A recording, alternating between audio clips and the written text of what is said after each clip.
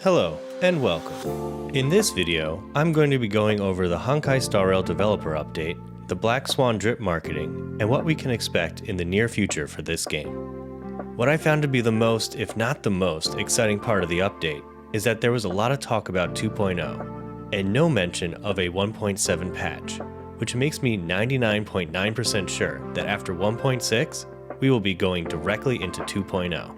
This is amazing news, because in 2.0 we will most likely be getting a brand new story arc, and a new world to explore, along with plenty of new characters, which most likely includes a new MC form. Let me know your thoughts on what element and path you think the next MC form will be. We can now expect the launch of 2.0 to be somewhere in mid-February. This also means Black Swan will be in the first patch of 2.0. Being a 5-star Nihility character, we can expect some really nice debuffs or dots from her. I'm sure Kafka mains out there are very happy to hear this. Okay, back to the developer notes. I'm going to tell you the most important update first. This was actually at the very bottom of the update page. In 2.0, they are going to be adding more light cones to the manifest store within the Forgotten Halls. So you can start saving now or hold off from spending all your materials on a light cone and its upgrades until we hear more on what new light cones will be added to this pool.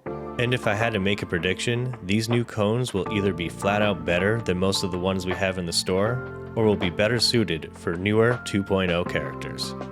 Now let's get back to the top where they talked about upgrades to the new relic system. There will be a new option when upgrading your relics, to auto-advance them to the level they acquire their next substat. This means you can now find out what the 4th stat will be, or if the next upgrade is going to be a good or a bad stat, without meticulously placing relic fodder into the item as to not waste materials. On top of this change, we will also be able to salvage 5-star relics into either relic XP or relic remains.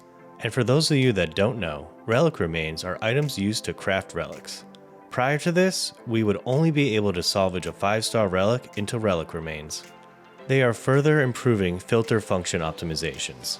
An example of this will be to filter out an attribute. So if there are stats you don't need at all, like an effect hit on relics for characters who don't have debuffs, you can hide those from the pool of relics you are looking through.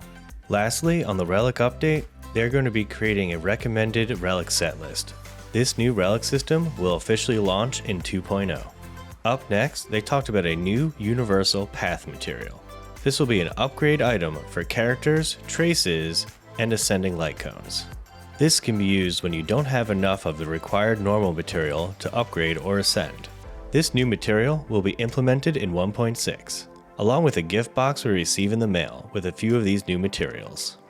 New Calyx Golden stages will be added, to include material farms for those items you can only find from defeating Outer World enemies, or from the daily mission table. This will go live in 2.0. A new quest and story history tree will be added, where you can more clearly see your timeline through your history of completed quests over the course of your time in the game. This will go live in 2.0. That's all for this developer update, as well as this video. And I wish you all the best of luck on your 50/50s.